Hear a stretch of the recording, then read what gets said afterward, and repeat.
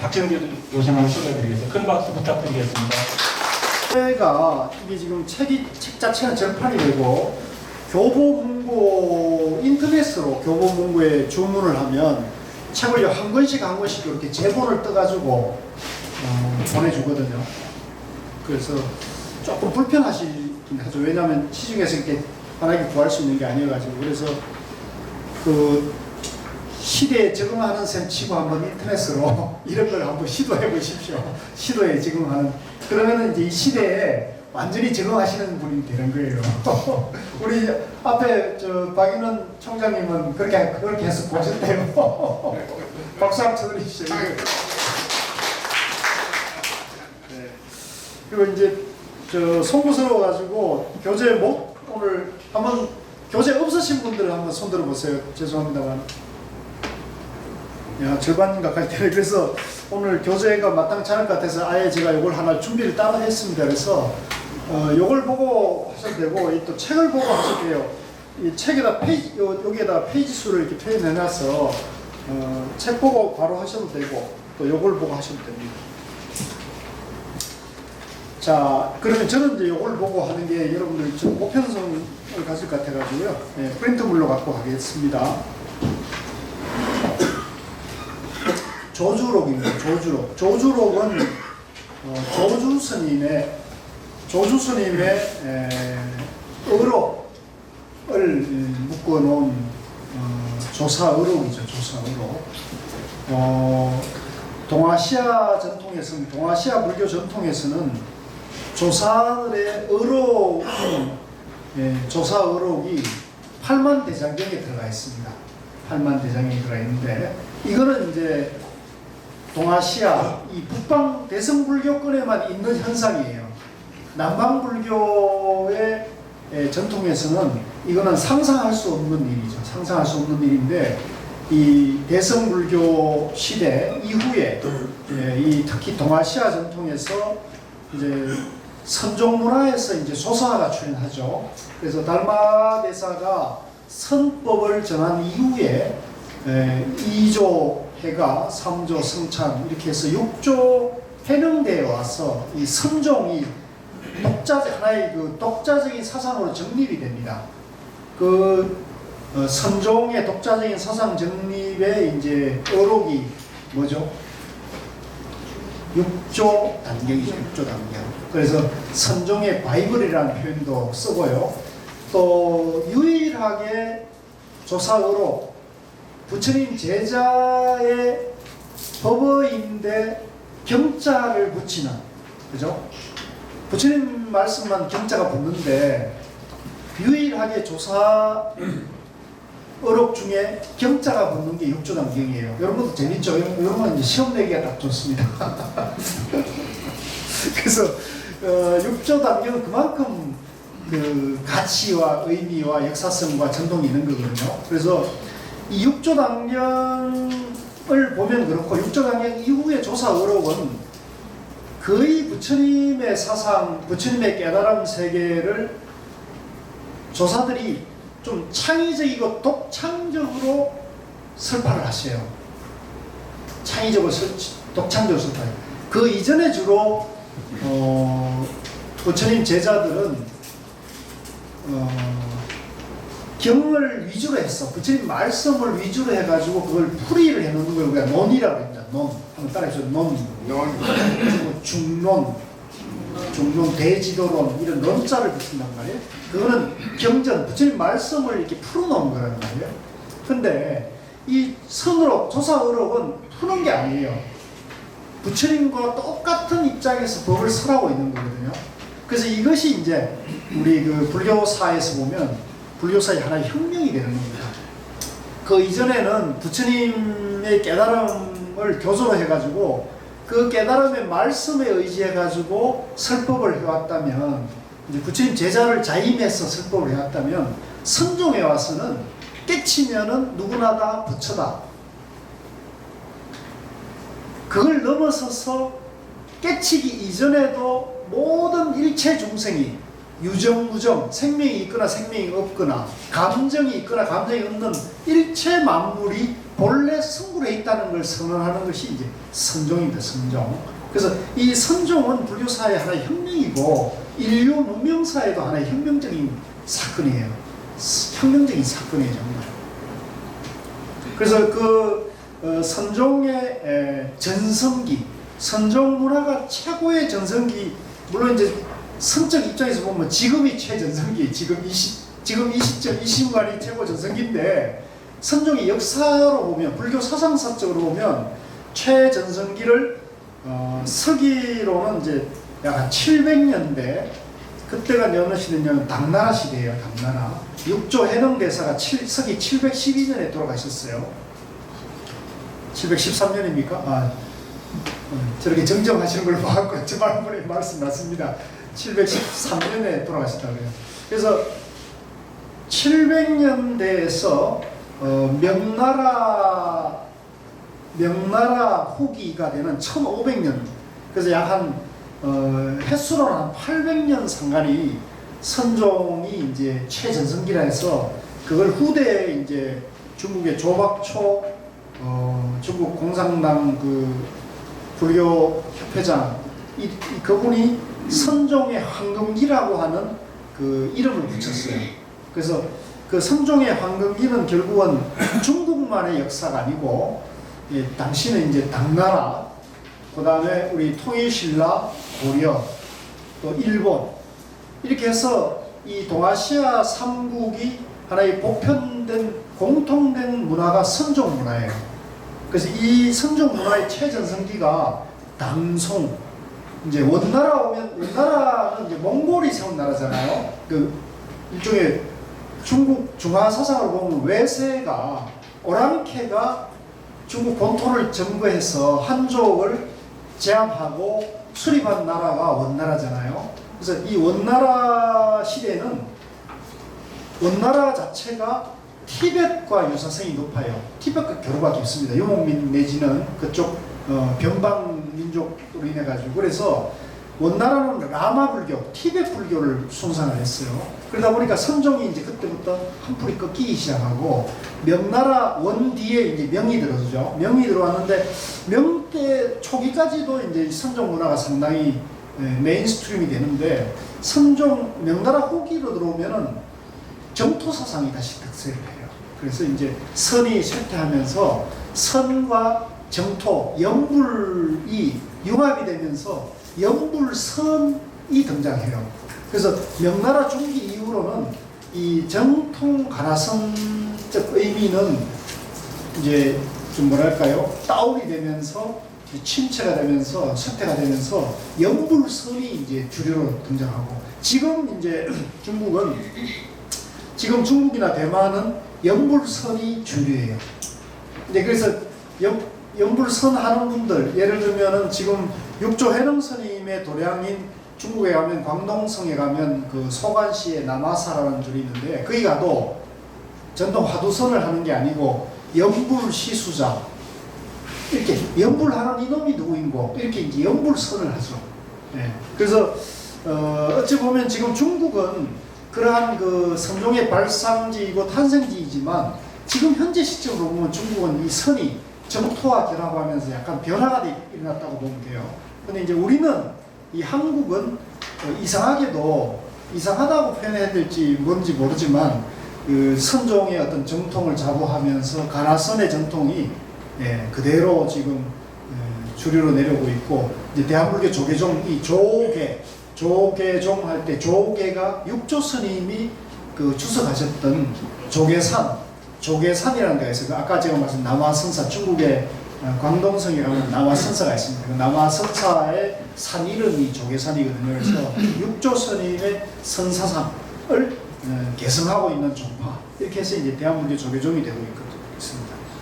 그래서 이 선종의 황금기에 이제 하나의 사상이나 문화가 이제 뭐 회사도 마찬가지입니다. 나라도 마찬가지고, 그게 전성기를 간다면은 그 전성기 황금기에는 반드시 중요한 인물이 있습니다. 사람이 빠지고서는 이건 얘기할 수가 없어요. 인물, 중요한 인물이 있는데 그 중요한 인물이 이제 아까 제가 말씀드린 육조 스님이나 또 육조 스님의 제자 중에 이제 남학회양이나 이쪽에 보면은 청원 행사가 있고요. 이 남학회양 제자 중에 상수 제자가 바로 마조도인입니다. 마조 스님, 평상심이 도라고 했던 마조 스님 있고요. 마조 스님의 이제 일종의 마조 스님이 이제 가장 많은 제자를 뒀다 그래요. 그래서 걸출한 깨달은 인가를 받은 제자만 88인이었다고요. 뭐 이름만 돼도 우뚝한 인물이 120명이 넘었다 그래요. 그래서 그 120명, 80인 중에 남전보원 스님이 있어요. 남전보원 스님. 그 남전보원 스님 바로 누구냐면 이 조주, 오늘 우리가 공부하는 조주 스님의 스승입니다. 스승. 조주 스님이 깨달음의 기원을 맡게 되는 스승이 바로 남전보원 스님인데, 남전보원의 법을 이은 분이 바로 이 조주 스님이다. 이렇게 보시면 됩니다. 그래서 이 선종의 황금기에 가장 활발하게 활동을 하신 분이고, 또 이분은 연세가 기록에 의하면은 120세를 사셨대요. 이게 당나라 시대에 120살을 살았으니까 당시의 평균 수명이 뭐 짐작컨대 한 35세 전후로 본다면 그 남들보다도 4배 이상, 4배 가까이 이렇게 사신 거잖아요. 그러니까 우리로 보면 지금 우리가 평균 연령이 80세로 보면 4배면 48이 32, 320세를 살았다는 얘기예요. 네, 굉장하죠. 그러니까 굉장한 어떤 인물이죠. 굉장한 인물. 부처님은 80세를 사시고요. 부처님 80세를 사셨잖아요. 부처님도 이제 그때 기준으로 보면 어마어마하게 장수하신 분인데, 이분은 120세니까 이건 뭐 장수라고 표현할 수 없을 정도의 기인의 어떤 그런 관련에 있는 분이에요. 그래서 그러다 보니까 이분의 의록이 그 나중에 후대에 오면 화두공안이 정립이 됩니다. 그러니까 화두공안이 이제 본격적으로 정착되는 것은 송나라가 이제 남송으로 쪼그라들어가지고 이제 남송 시대니까 그게 한 1200년대 후반 정도 되죠. 1200년 후반 되니까 그 무렵에 가나선이 만들어졌는데, 가나선이 만들어지기 전에 가나선이 만들면서의 이 화두공안이 누가 가장 많이 제시됐냐면 이 조주 스님이 가장 많은 화두공안을 제시했어요. 그래서 이분이 이 선종사에 끼친 영향이 굉장히 지대한 인물이고, 이분의 이제 우리가 이 내용을 이따 보시면 알겠지만 이분의 의록이 굉장히 간단 명료해서 이 선의록 중에서 가장 짧은 화두와 가장 가까운 그런 이제 의록이기 때문에 많은 분들이 이제 이걸 회자됐고, 또 후대에 와서도 화두로 많이 쓰게 되기 때문에 벽암록 100칙 중에 100가지 화두공안 중에 조주스님의 공안이 12가지가 된다 그러니까 얼마나 이게 큰 위상을 차지하는지 알 수 있습니다. 그래서 성철 스님께서 그 자기를 바라봅시다는 그 법어주에 보면 인터뷰한 기록에 보니까 스님께서 가장 큰 영향을 받은 조사가 누구이십니까? 조사 의록이 있습니까? 이렇게 물었어요. 그랬더니 성철 스님이 조주록과 운문록을 저는 좋아합니다. 이렇게 얘기를 했어요. 조주록과 운문록을 저는 좋아하고 즐겨봤다. 이렇게 얘기를 하시거든요. 그러니까 성철 스님에게 어찌 보면 가장 그 영향을 많이 준 책이 무슨 책이냐? 바로 이 조주록이라고 그러고, 조주록을 성철 스님이 좋아하셨다. 이렇게 보면 돼요. 그래서 왜 좋아하셨고, 또 좋아할 만한 것이 왜 있는지, 또 우리는 이 선사들의 어떤 그런 깨달은 면모가 어떻게 드러나는지를 우리가 이번에 공부한다는 것은 상당히 의미가 있을 것 같습니다. 자, 그러면 들어가도록 하겠습니다. 제가 이제 나름대로 이렇게 설명을 드리고요. 그 중간중간에 혹시 궁금한 게 있거나 또 제가 잘못 알고 있는 것이 있으면 언제든지 먼저 기탄 없이 말씀하셔서 잘못하는 것을 바로잡아 주시고, 또 다른 의견이 있으시면 또 이렇게 같이 얘기를 해서 허심탄회한 그 탁마의 시간이 되면 더 말할 게 없을 것 같습니다. 자, 그 책에서는 7페이지입니다. 그 책에는 페이지가 표시가 안 되어 있는데 해제가 있습니다. 해제라는 것은 이 조수록이 이제 어떻게 만들어졌고 역사와 내력이 어떻게 되는지에 대해서 후대에 이 책을 만들면서 풀어나온 건데요. 이 조주록은 요 책은 설림복용총서에 나온 건데요. 이 설림복용총서는 성철 스님께서 선종의 사상을 제대로 알려면 결국은 선의록, 조사의록을 열심히 공부해야 되는데 조사의록도 여기에 가면 이 말하고 저기에 가면 저 말하는 대목이 없지 않아 있죠. 가장 대표적인 게 이제 도노돈수와 도노점수설이 이제 그 조사들에 따라서 의록에 따라서 약간 상이한 부분이 있어요. 이제 대표적인 게 이제 우리 그 보조 스님의 저수를 보면은 수심결이라든가 또 이런 것을 보면은 도노점수설의 교과서처럼 되어 있거든요. 그러니까 성철 스님께서는 이 선문의 종지, 선문의 요지가 정확하게 담겨 있는 것을 보고 그런 방향에서 공부해야 공부가 빠르게 되고 그렇게 해서 이제 큰 인물들이 도인이 많이 나올 수 있다는 입장에서 이제 설림복용총서라고 해서 선호록 중에서 음선, 즉 선종의 종지에 가장 부합하는 의록만을 뽑아낸 게 이제 33권 정도 됐어요. 33권 정도.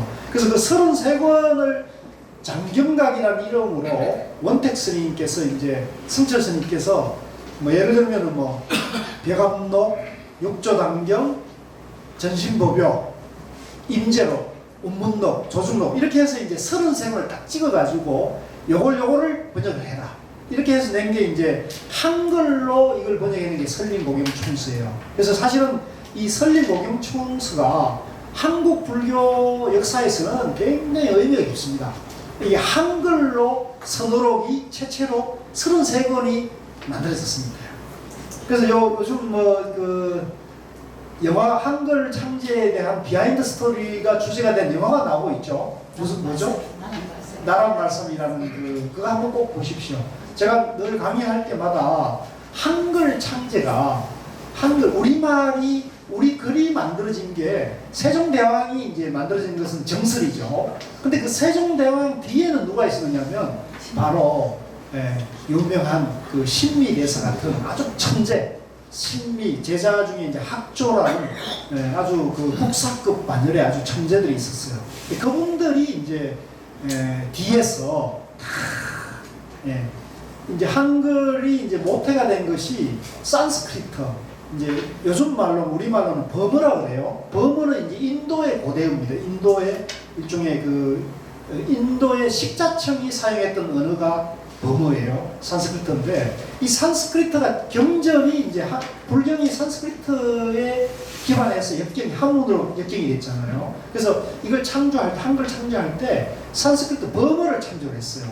그래서 그 버머를 해독할 수 있는 분이 누구냐 할 때 스님들일 수밖에 없고요. 그래서 이제 그 내용이 영화로 이번에 만들어진 것은 굉장히 뜻깊은 건데 제가 왜 이 말씀 드리냐면 한글로 부처님 말씀, 조사의 말씀이 우리 글로 우리 말과 우리 글로 하나가 돼서 나왔다는 것은 이것도 하나의 혁명적인 사건이거든요.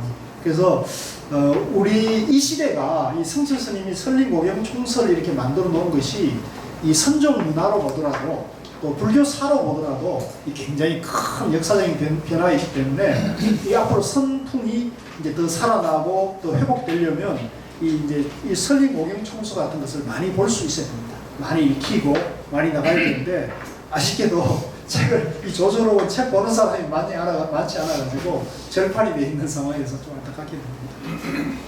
그래서 저는 여러분들께 이런 좋은 인연이 됐을 때 책을 한 권씩 구해놓는 게 좋다 이렇게 말씀을 드리는 거고 이런 건 사줘야 됩니다. 구해줘야 됩니다.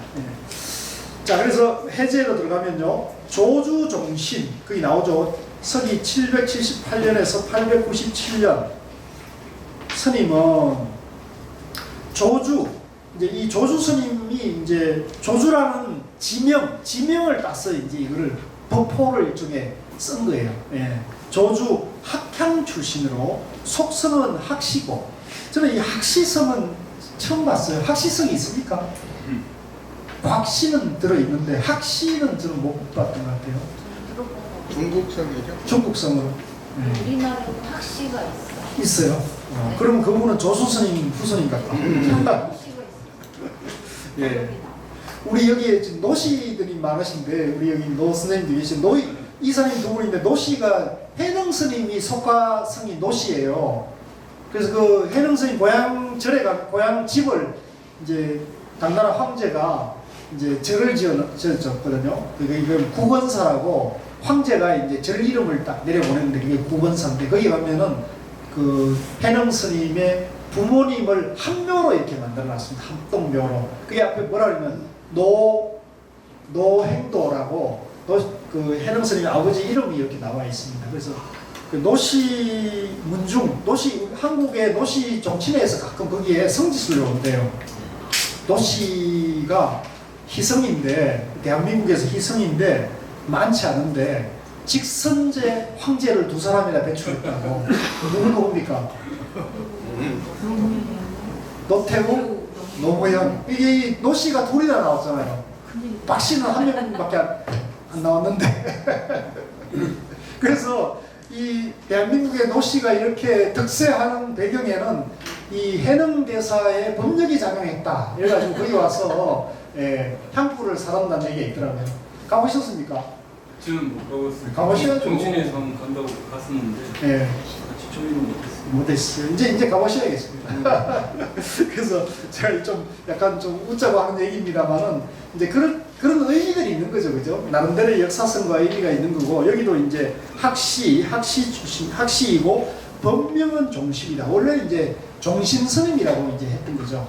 종신스님이라고 하는데 이제 이분이 큰 스님이 되니까 그 사시는 지역 지명을 따가지고 이제 우리가 서산스님 하듯이 조주스님이 된 겁니다. 스님은 어린 나이에 고향의 호국원으로 출가하여 경과 유를 익히지 않고 곧장 참선을 한다. 이게 이제 재밌는 대목이에요. 보통 그 동아시아나 어디나 다 처음에 출가하면 이제 부처님 경제, 부처님 말씀을 배우고 계율을 이제 닦아야 되는 거거든요. 근데 이게 여기는 특이하게도 경과 유를 닦지 않고 바로 참선을 했다. 그러니까 이거는 이제 몇 가지로 해석해 볼 수 있는데 우선은 이 조수 스님이 워낙 그 근기가 뛰어났어. 아마 전생부터 공부해 오신 분이고 이래가지고 아마 어렸을 때부터 아주 특출한 근기, 그런 불연이 깊었던 분이었기 때문에 바로 마음을 닦는 그런 선으로 입시를 했을 수도 있고 아니면 서성이 이제 경률보다는 바로 가는 선을 하는 것이 더 좋다고 해서 서성의 안내로 했을 가능성도 있어요. 아니면 뭐 조금 가능성은 낮습니다만은 서성이 경과율에 대해서 문외한이어가지고 너는 그냥 참선해라 이랬을 수도 있죠. 근데 저는 그렇게 해석하고 싶진 않고 첫 번째, 두 번째일 가능성이 높았다. 첫 번째일 가능성, 그건 뒤에 보면 또 그 기록이 나와요. 이분이 이제 기록이 나오니까 그때 가서 보고요. 외람된 얘기입니다만은 저는 처음에 대학 1학년 때 참선을 했는데 이 참선이 안 되더라고요. 그래서 저는 한 15년, 그 뒤로 15년 이상 참선은 답을 쌓고 경을 주로 공부를 했었어요. 그러니까 제 근기는 이런 조수스님 근기하고는 이게 게임이 안 되는 게 근기인 거죠. 근데 이제 사람에 따라서는 이런 아주 특출한 근기가 있을 수 있다는 겁니다. 그러다가 은사 스님을 따라 지양에서 남전보원 스님을 참여하고, 자 여기 이제 바로 답이 나오네요. 은사 스님이 이 조수 스님의 근기가 굉장히 특출하니까 당시에 도인이었던 남전 스님 회상에 데려가는 겁니다. 이 자기 아들이라 할 수 있겠죠. 자기 제자가 이 근기가 워낙 특출하니까 큰 스님이 그 깨달음으로 인도하면 큰 인물이 되겠다고 이제 봤던 거죠. 남전 스님을 참여하고 입시를 했다. 그러니까 이걸 보면 이 은사도 참 훌륭했던 분인 것 같아요. 은사가 특별히 안목은 없었다 하더라도 당신이 보기에는 저 제자가 내가 감당할 수 있는 그릇이 아니다. 이러니까 이분이 너는 더 특출한 분에게 가라. 이렇게 이제 이렇게 해서 손수 데리고 가서 했다는 거죠. 이런 이제 훌륭한, 이분은 공부에 안목은 법은 없었더라도 인품은 아주 훌륭했던 분인 것 같아요. 남전 보원 스님을 참여하고 입시하게, 이제 남전 스님의 제자가 됐다는 얘기입니다. 근데 이 남전 스님도 이제 굉장히 장수를 하셨어요. 87세였었거든요. 그러니까 748년에서 835년까지 사셨으니까 굉장히 장수를 하셨고, 이 조주 스님과는 그래봤자 30살밖에 차이가 안 나요.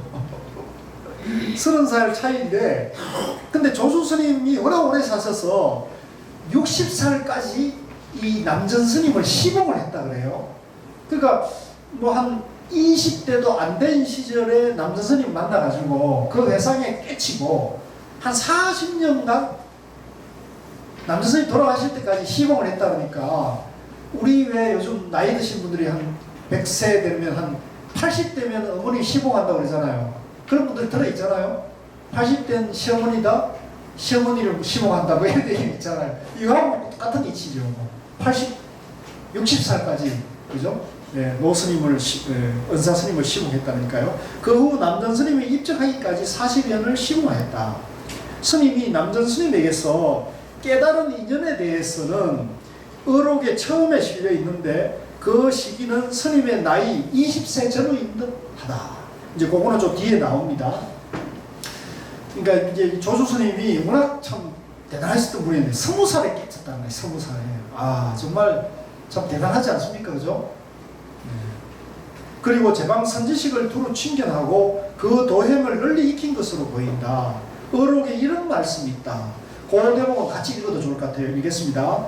내가 90년 전 마조대사 문화에서 80여 선지식을 친견하였는데 7살 먹은 아이라도 나보다 나은 이는 내가 그에게 물을 것이요 100살 먹은 노인이라도 나보다 못한 이는 내가 그를 가르치리라. 멋있지 않습니까?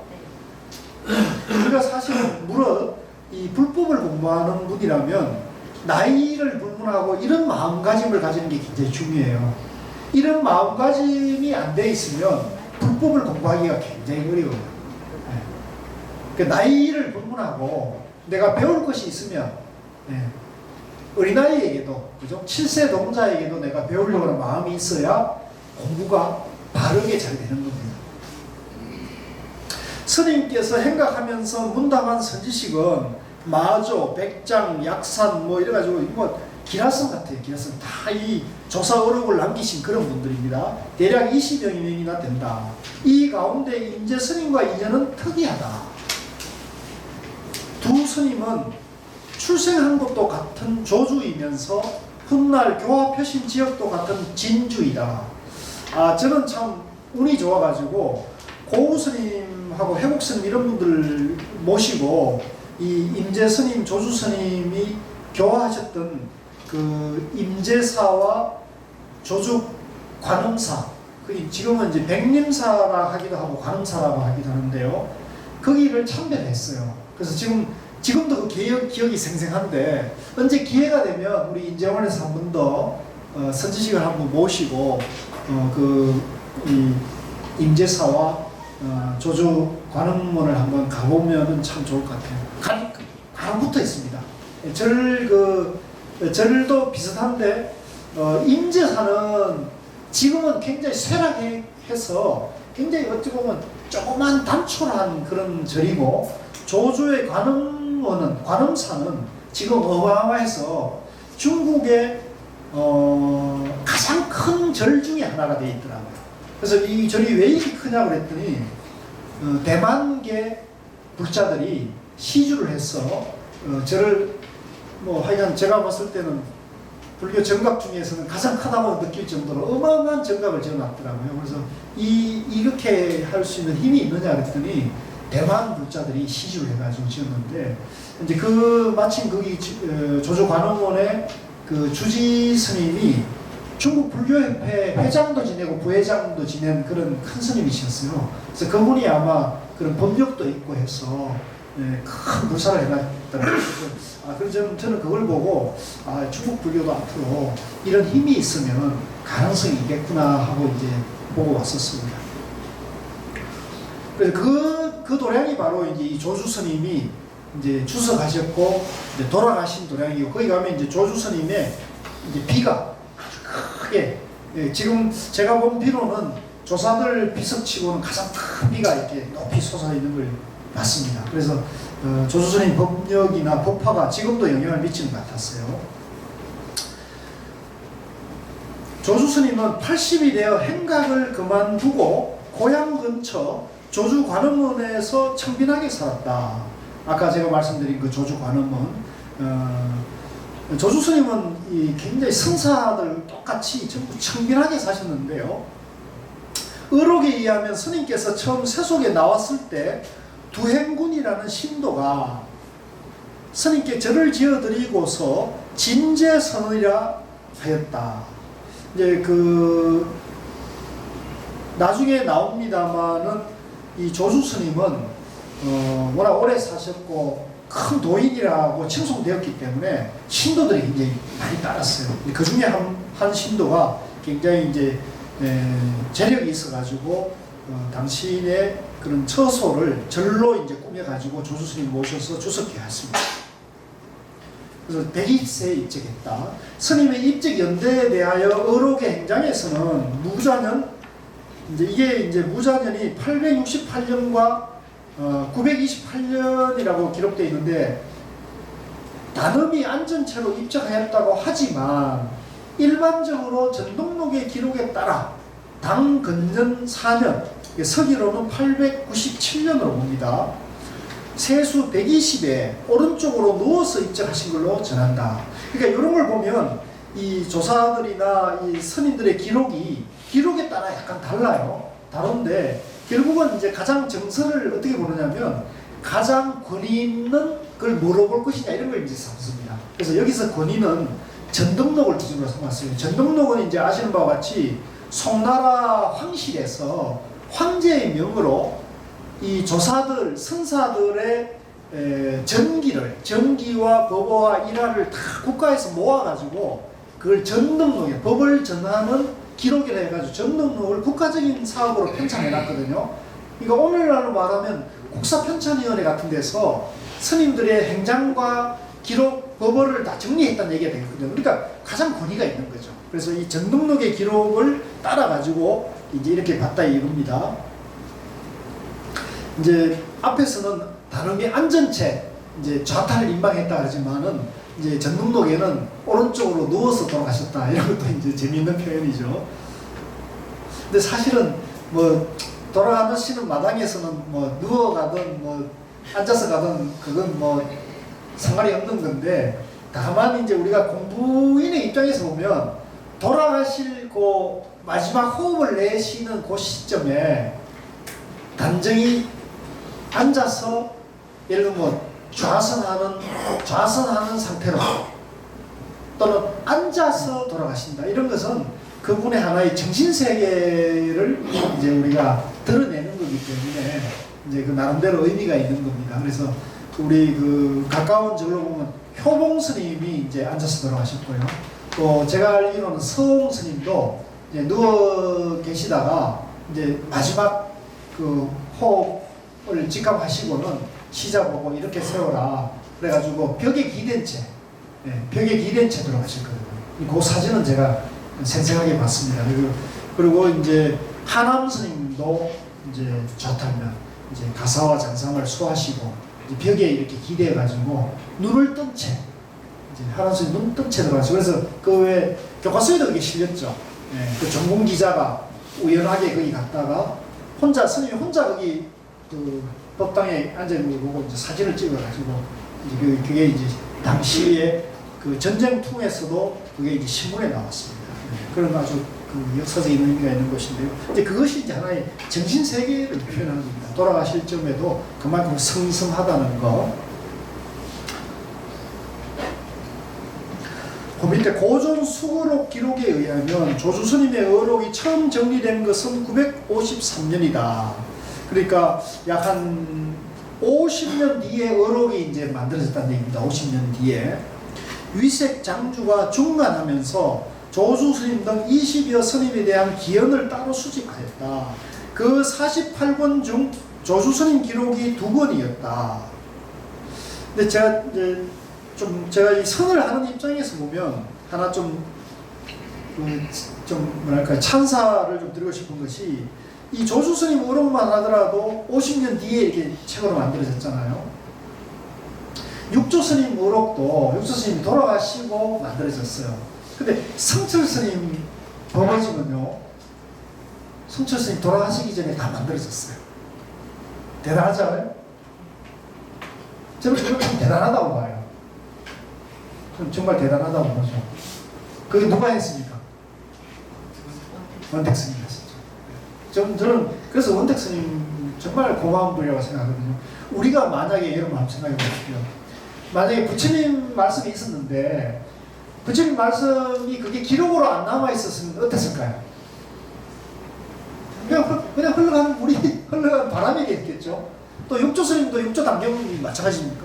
육조단경이 그게 활자로 안 만들어졌으면 오늘날 우리가 그걸 보고 선을 공부할 수 있겠습니까? 마찬가지거든요. 이 조수록도 마찬가지입니다. 그 성철스님의 법어도 각자 안목에 따라서 달리 해석하겠습니다만은 저 같은 입장에서 보면 성철스님의 법을 굉장히 저는 높이 보고 있는 입장이거든요. 그런 입장에서 보면 성철스님 법 101법문 같은 것이 그 제자들이 녹음을 하고 그 녹음된 것을 책으로 만들어 놓지 않았고, 만약 그때 법문을 했는데도 성철스님이 그랬다는 거 아니에요? 야 이놈들아 녹음하지 마라, 절대 기록하면 안 된다, 이렇게 야단을 쳤다는 거예요. 그럼에도 불구하고 제자들이 몰래 녹음을 한 게 101법문이거든요. 그러니까 그때 진짜 그 야단치고 이랬을 때 상자들이 녹음 안 했다면 지나가는 하나의 바람에 불과했죠. 그럼 저 같은 사람은 101법문을 보고 불법을 정리를 했는데 그게 없었다면 저 같은 사람 정말 무지무지 헤맸을 수 있어요. 그런 의미에서 저는 원택 스님 굉장히 고맙고, 이제 그렇죠. 그래서 여기서 이런 걸 보면 저는 남 같지 않아요. 그래서 이런 귀한 말씀을 누군가 잘 정리해놨다는 것은 후인들에게, 그죠? 부처님 말씀을 후인들에게 전해서 부처님의 깨달음 세계를 지혜의 등불로 삼고자 하는 거죠. 마찬가지입니다. 이 의록에는 약 520가지 기연을 싣고 있는데 거의가 일상에 간결한 언어로 구성되어 있다. 제가 의록을 좀 안 본 것도 많습니다만은 좀 본 걸로는 가장 간결해요. 가장 간결해서 이 의록이 굉장히 특징이 있습니다. 그래서 조수스님 말씀이 굉장히 특징이 있어요. 임재스님의 할과 덕산스님의 방에 비견하여, 이게 가장 선문에서 유명하죠. 임재스님은 할, 그리고 이제 덕산스님은 누가 묻기만 하면 방망이질을 해요. 방 그러죠. 조수스님의 선은 구순피선이라 평하기도 한다. 구순이라는 건 이제 입과 혀를 말하는, 입술과 혀를 말하는 건데, 이게 이제 그만큼 뭐랄까, 지금 제가 이번에 처음 보는 얘기인데, 그만큼 뭐랄까 좀 자상했다 표현할까요? 자비로웠다 표현할까? 라고 한다. 이렇게 말씀드릴 수 있을 것 같아요. 이 중에서도 특히 유명한 조주스님의 무자고만, 이건 너무나 유명하죠. 이 아마 화두 중에서 가장 많은 화두, 많이 들고 있는 화두가 무자화두예요. 저도 한때는 무자화두를 들었습니다. 저도 처음에는 무자화두를 들었거든요. 이 선문에서는 화두 중에서는 무자화두가 가장 많이 드는 화두입니다. 무자고만은 종문의 제1공안처럼 보편화되어 있다. 또 뜰 앞에 잔나무 정전백수자화두, 이것도 이제 이 조주스님의 의록입니다. 청주의 배적삼, 이것도 이제 조주스님의 의록. 그러니까 조주스님의 화두가 굉장히 많아요. 공안도 조주스님의 인연에서 채택되었다. 벽암록 100칙 가운데 조주스님의 공안이 12칙이나 된다. 설봉스님이 조주스님을 가리켜 고불이라 했어요. 제가 그냥 한자로 한글로만 줄였는데, 고불, 옛 부처님 얘기입니다. 옛 부처님. 근데 이제 이 고자를 붙여서, 옛 고자를 붙여서 옛 부처님이라고 생각해서 옛과 지금, 신과 구, 옛과 현금을 나누는 양변에서 고불로 이해하면 안 돼요. 이거는 양변이고, 그거는 이제 분별심으로 고불을 해석하는 거고요. 이 양변을 떠난 입장에서, 중도 입장에서 고불을 알아야 돼요. 그래서 고불 그러면 부처님이다. 부처님이다. 그러니까 석가모니 부처님도 부처님이고 조주 스님도 부처님이다. 그러니까 이름만 석가모니 조주 다를 뿐이지 똑같은 부처다 이런 뜻으로 받아들이면 좋겠습니다. 그대로 드러내는 것 같다. 또 조주록에는 신라 스님과의 대화나 당말 신라 사람들이 중국 산둥반도에 세운 절인 신라원을 방문한 기록도 보인다. 이게 이제 재밌어요. 그래서 마조 스님 어록에도 우리 신라 스님들이 와서 이제 문답한 기록도 보이고요. 이 조주록에도 이제 이런 당시 우리 그 신라 스님들이 중국에 유학 가서 이제 그 선을 만나가지고 조사들에게 찾아가서 참배하고 문답한 기록들이 이제 많이 나오죠. 이게 이제 지금으로 보면 구산성문이 바로 이분들의 그런 행적들이 남긴 우리 한반도에 끼친 영향이라고 볼 수 있습니다.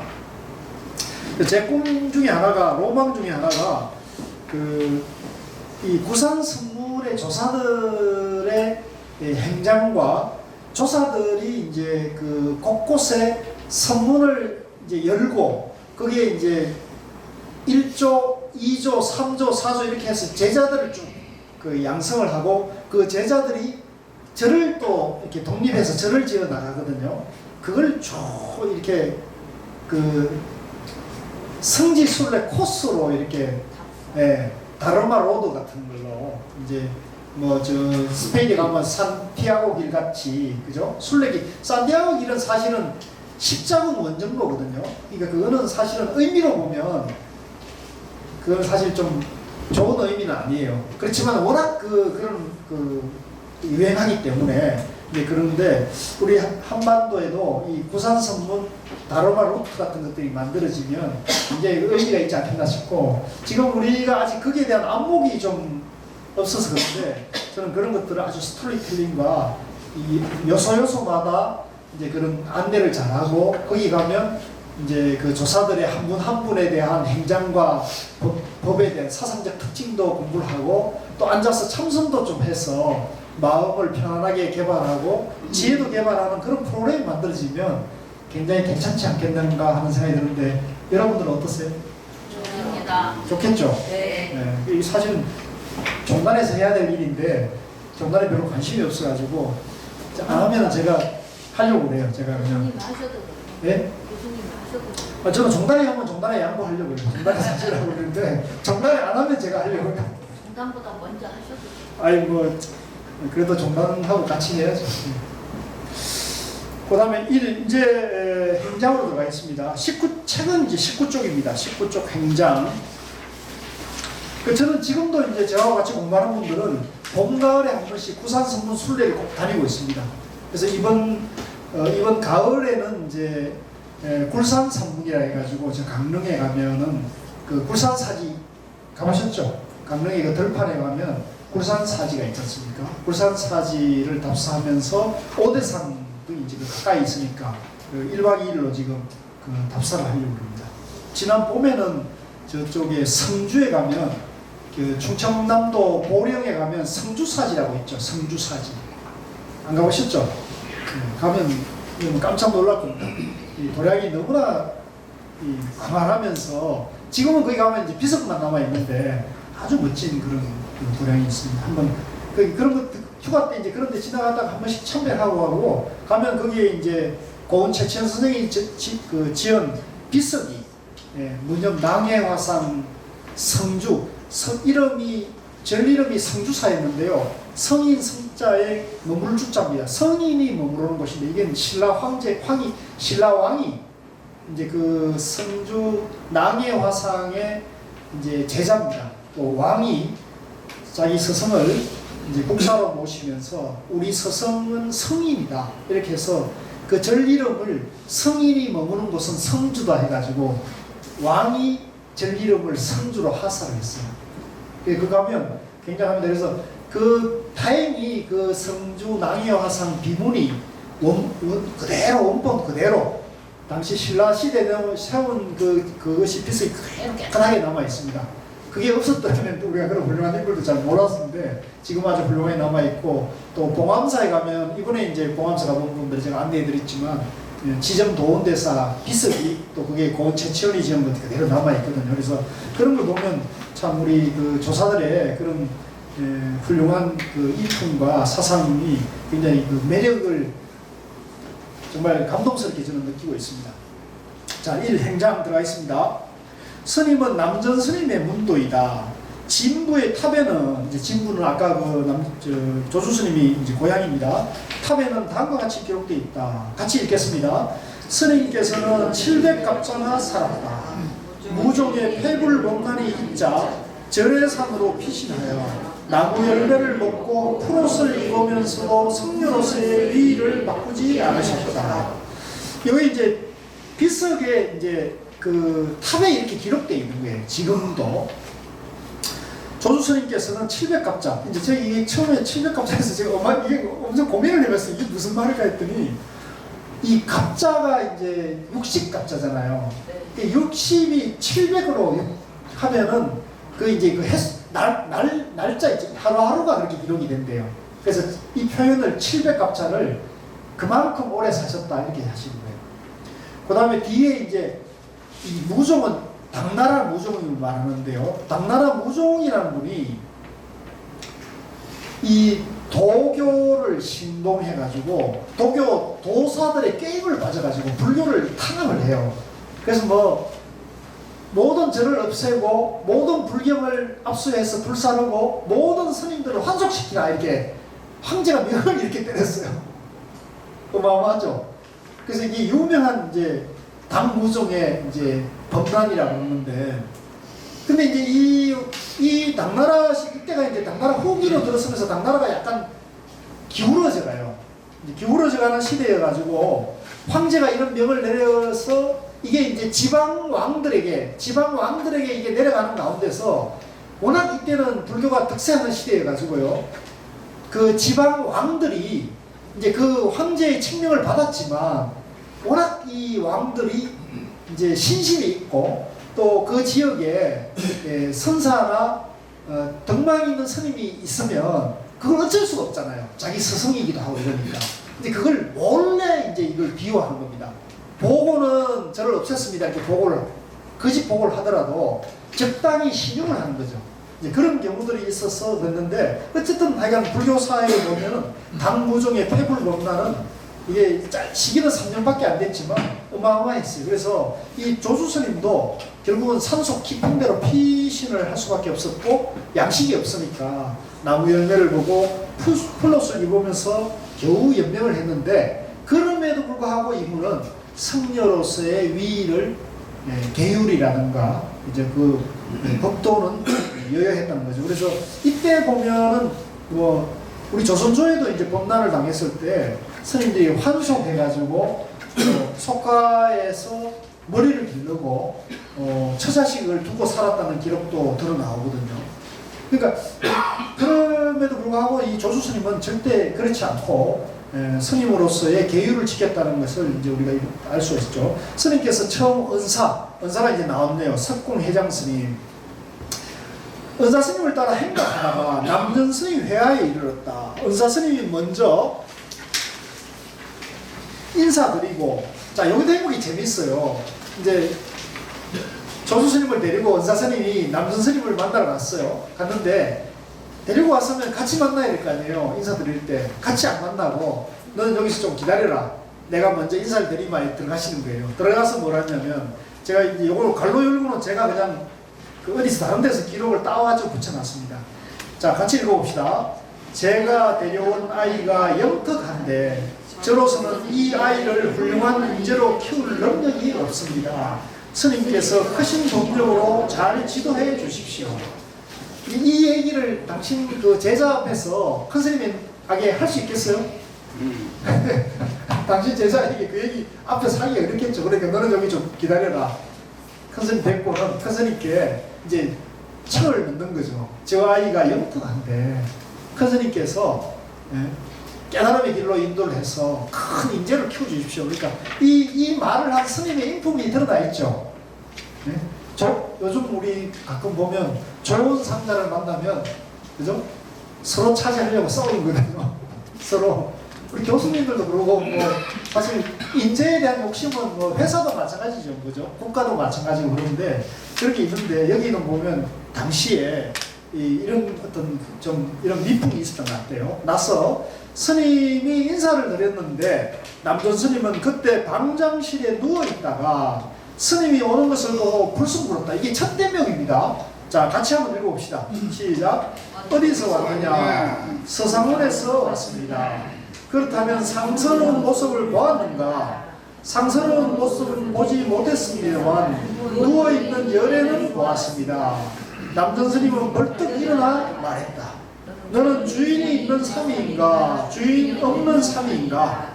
주인 있는 삼위입니다. 누가 너의 주인이냐? 정월이라 아직 날씨가 차갑습니다. 스님께서는 존체에 만복하소서. 남전 스님은 윤화를 불러 이 삼위에게 특별한 곳에 자리를 주어라 했다. 재밌죠? 이게 첫 만남이에요, 첫 만남. 멋있잖아요.